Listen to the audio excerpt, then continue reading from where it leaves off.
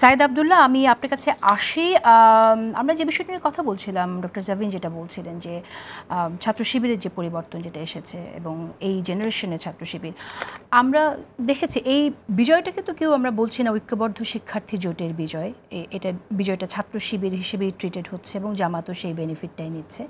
এবং এই ঐক্যবদ্ধ শিক্ষার্থী জোটের যে চরিত্র আমরা দেখলাম, যেভাবে আমাদের সামনে এটা এসেছে, যে সেখানে যেমনটি এর আগে উল্লেখ করছিলাম যে অমুসলিম একজন প্রার্থী থাকতে পারে এবং সেখানে খুব পর্দাসীন থাকতে হবে এরকমটাও তারা মানে এনশিওর করছে না। হ্যাঁ, এই রাজনীতিটা আসলে কতটুকু, এটা তো জামাতের আদর্শের রাজনীতি ঠিক না। জামাত যে ইসলামী শরিয়া আইন কায়েম করতে চায় সেই রাজনীতি এটা না।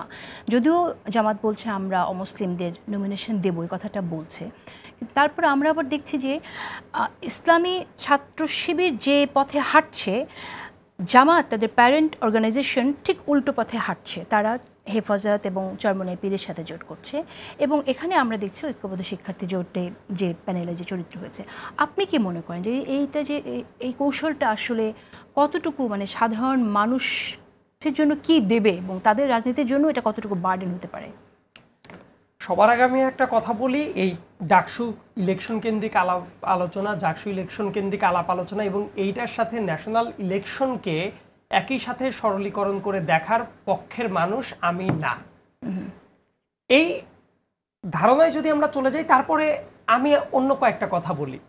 এই ডাকসু ইলেকশন বলেন, জাকসু ইলেকশন বলেন, ইভেন মেবি হইতে পারে রাকসু, হইতে পারে চাকসু অর XYZ, এই প্রত্যেকটা ব্যাপার বিএনপির জন্য একটা ওয়েক আপ কল।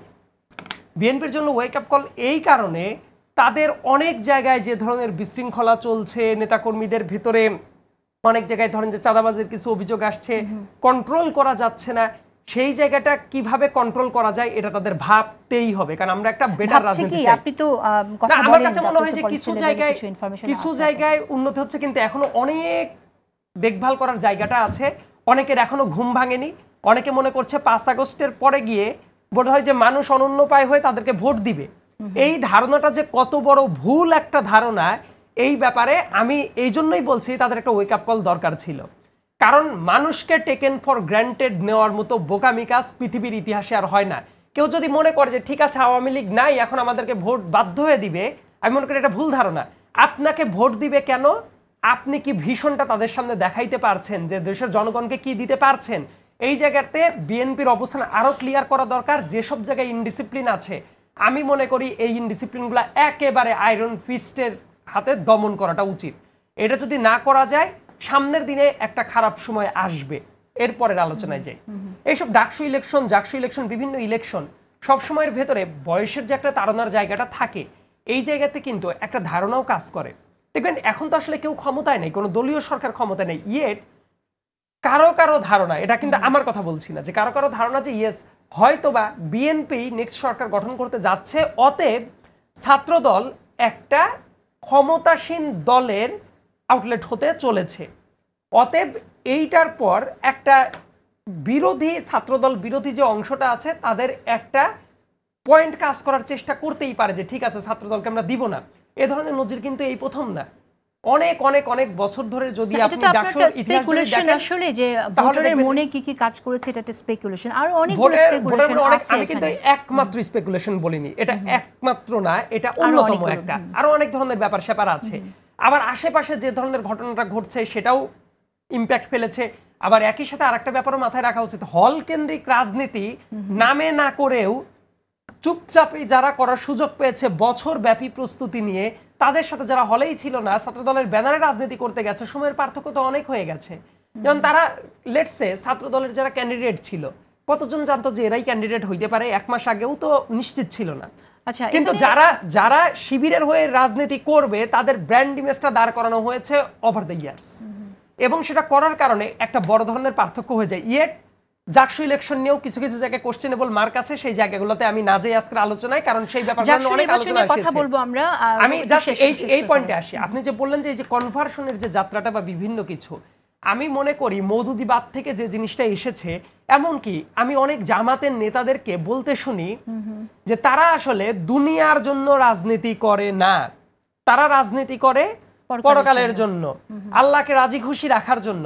সেটাই যদি হয় তাহলে মনে রাখতে হবে ওপরওয়ালার নির্দেশ যেগুলো আছে, এমন অনেক নির্দেশ আছে সেটার কিন্তু ডানে বামে তাকানোর কোনো সুযোগ নেই, একদম হার্ড লাইনে।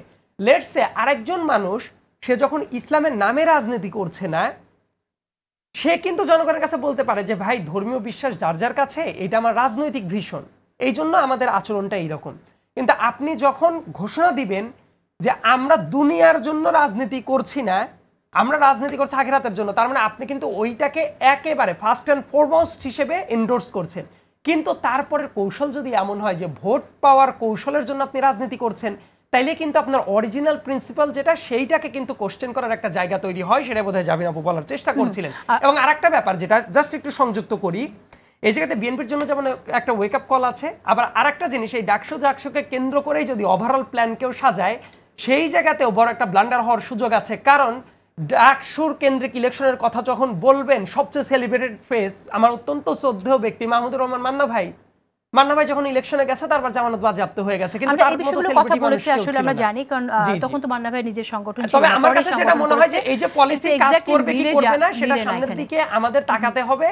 একই সাথে যাদের যাদের আত্মশুদ্ধির জায়গাটা আছে সেটাও জরুরি। আবার এখানে আমি একটু অ্যাড করি যে এই যে কারণগুলো যেভাবে আমরা দেখছি যে ডাকসু নির্বাচন একেবারেই আলাদা, এটার সাথে জাতীয় সংসদ নির্বাচনে কোনোই মিল নেই, আমি একেবারে কোনোই মিল নেই সেটা বলতে চাই না, কোনো না কোনো মিল আছে। কারণ এখানে যারা আছে তারা কিন্তু ওখানেই ঢাকা ইউনিভার্সিটির ঘাসে জন্ম নেয়নি, তারা কিন্তু কোনো না কোনো পরিবারে জন্ম নেয়। আমি কিন্তু এই জন্যই বলেছি, এইটা আমি সবার আগে এই জন্যই বলেছিলাম, এটা অন্যান্য রাজনৈতিক দলদের বোধোদয় হওয়া দরকার। এটা শুধু বিএনপির জন্য না, এনসিপি থেকে শুরু করে অন্য সবার জন্য।